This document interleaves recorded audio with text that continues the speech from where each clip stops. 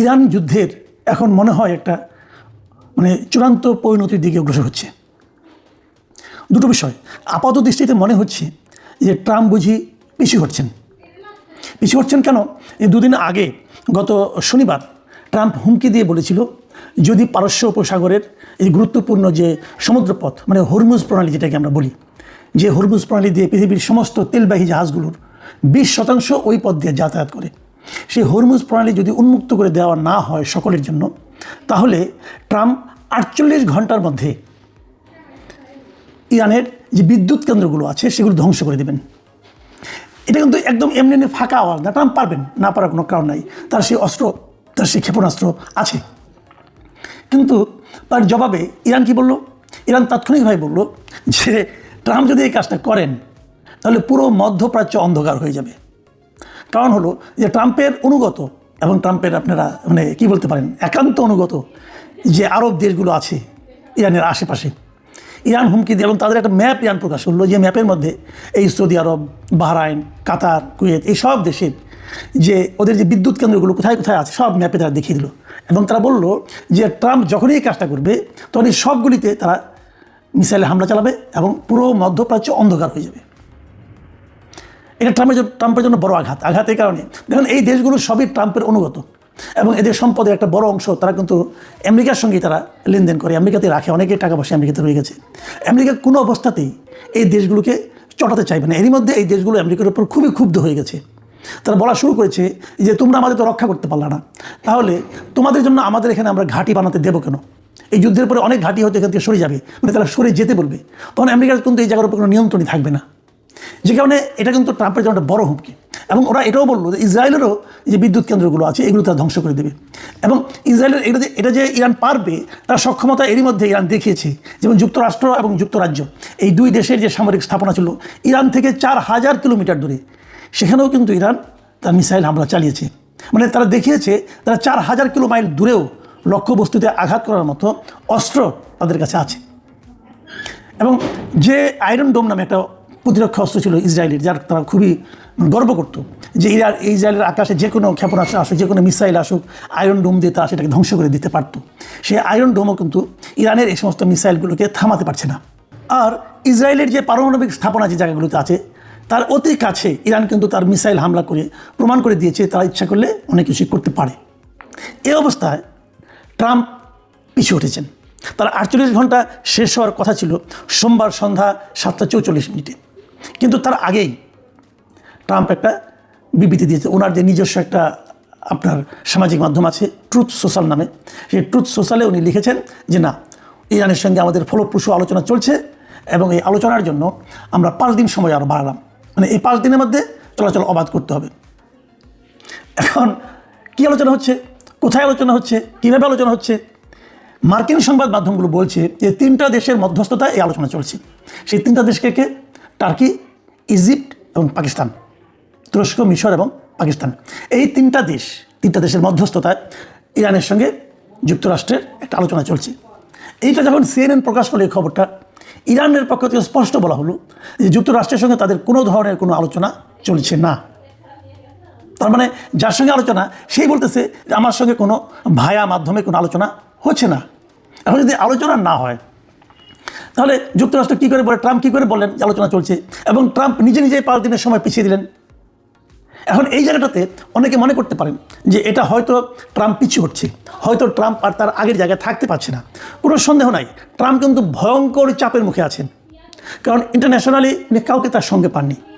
European কান্ট্রিগুলো স্পষ্ট বলে দিয়েছে যে এটা আমাদের যুদ্ধ নয়, এই যুদ্ধ আমরা শুরু করিনি, কাজে এই যুদ্ধে আমরা যাব না। ট্রাম্প তাদেরকে বলেছিল যে হরমুজ প্রণালী যেটা আছে ওটাকে ক্লিয়ার করার জন্য তোমরা তোমাদের যুদ্ধ জাহাজ এখানে পাঠাও। তারা কেউ পাঠায়নি এবং তারা বলেছে এই যুদ্ধে আমরা যাব না, কারণ এটা আমাদের যুদ্ধ না, এটা হলো যুক্তরাষ্ট্রের যুদ্ধ এবং ইসরায়েলের যুদ্ধ ইরানের সঙ্গে, আমাদের কিছু করার নাই। এবং এই জন্য ন্যাটোভুক্ত এই দেশগুলোকে ট্রাম্প সরাসরি কাওয়ার্ড কাপুরুষ বলে অভিহিত করছে। ওরা একদম কাপুরুষ, অমুক তমুক এগুলো বলছেন। কিন্তু এগুলো বলে কোনো লাভ হচ্ছে না, কেউ আসছে না। আর ট্রাম্পের নিজের দেশ, আপনারা জানেন গত সপ্তাহে পেন্টাগন ওদের যে সামরিক যে হেড অফিস, সেখান থেকে ট্রাম্পের কাছে গভর্নমেন্টের কাছে অলরেডি $200 বিলিয়ন চেয়েছিল যে যুদ্ধের পরবর্তী স্তরগুলোকে নিয়ে যাওয়ার জন্য। এখনও এটা তারা পায়নি। কত টাকা যে খরচ হচ্ছে পানির মতো, এটা কেউ হিসাব যায় না। কোনো হিসাবও দেওয়া হচ্ছে না। তবে একটা হিসাব পাওয়া গেছে, ফরচুনে একটা হিসাব আমি পেলাম, তাতে বলা হলো যে ট্রাম্প এসে বলেছিল, ট্রাম্পের কিন্তু আপনাদের মনে আছে মেক আমেরিকা গ্রেট অ্যাগেইন, উনি একটা স্লোগান দিয়েছেন যে আমরা দ্বারা সারা দুনিয়ার অন্য কোনো দেশের সঙ্গে কোনো মারামারি যুদ্ধ টুদ্ধ এগুলোতে আমরা যাবো না, আমরা আমেরিকার স্বার্থ চিন্তা করবো এবং আমেরিকাকে আবার আগের অবস্থায় মানে খুবই ভালো অবস্থায় নিয়ে আসবো এবং আমরা টাকা পয়সা বাইরে অপচয় করবো না বলেছিল বটে।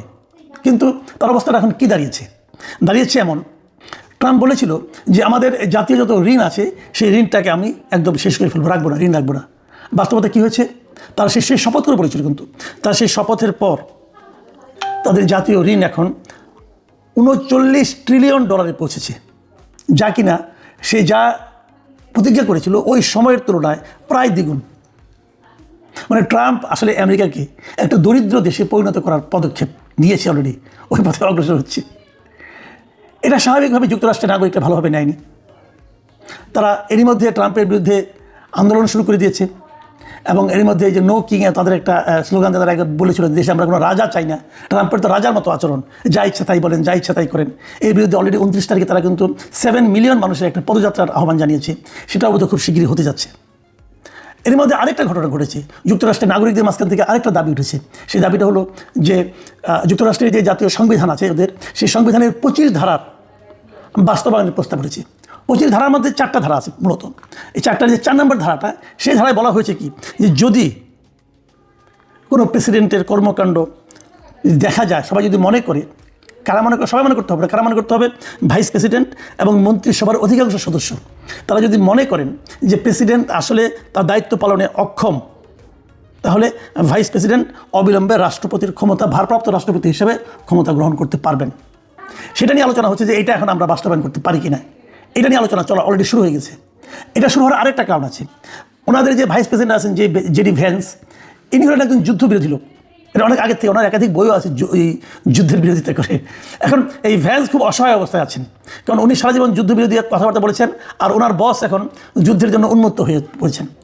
আমেরিকার ইতিহাসে এরকম যুদ্ধবাজ রাষ্ট্রপতি আর দেখা যায়নি, যতটা নাকি ট্রাম্পকে দেখা যাচ্ছে। এর আগে জুনিয়র বুশকে দেখা গিয়েছিল, উনি ইরাক আক্রমণ করেছিলেন তখন, আর এটা হলো এইবার দেখা গেল। তো এই যে ঘটনাটা, এখন জেডি ভ্যান্স কী করেন, উনি কি সেখানে স্বাক্ষর দিবেন কিনা, মানে স্বাক্ষর দিন আর না দিন, এই যে একটা উদ্যোগ উঠেছে, এই উদ্যোগটাও কিন্তু ট্রাম্পের জন্য অপমানজনক। এখন একা একাই ট্রাম্প ব্যাকগিয়ার দিচ্ছেন এবং যুক্তরাষ্ট্রের নাগরিকরা বলছেন যে ট্রাম্প এমন একটা যুদ্ধে জড়িয়েছেন যে যুদ্ধে যুক্তরাষ্ট্রের কোনো লাভ নেই। এই যুদ্ধ যদি আমেরিকা জয়লাভ করে, লাভ হবে একমাত্র ইসরায়েলি, যুক্তরাষ্ট্রের কিছু হবে না। যুক্তরাষ্ট্রের জলের মতো টাকা যাবে, যুক্তরাষ্ট্রের লোকজন মারা যাচ্ছে, যুক্তরাষ্ট্রের সেনাবাহিনী নিহত হচ্ছে, তাদের লাশ ফিরে আসছে কফিনে করে। এগুলো আমেরিকার মধ্যে একটা প্রবল জনমত তৈরি করেছে ট্রাম্পের বিরুদ্ধে। বড় বেকায়দায় পড়ে গেছেন ট্রাম্প বাবাজি। ট্রাম্প সাহেব বড়ই বেকায়দায় আছেন এখন। এই বুড়ো বয়সে ওনার কথাবার্তাও যেন অসংলগ্ন মনে হচ্ছে।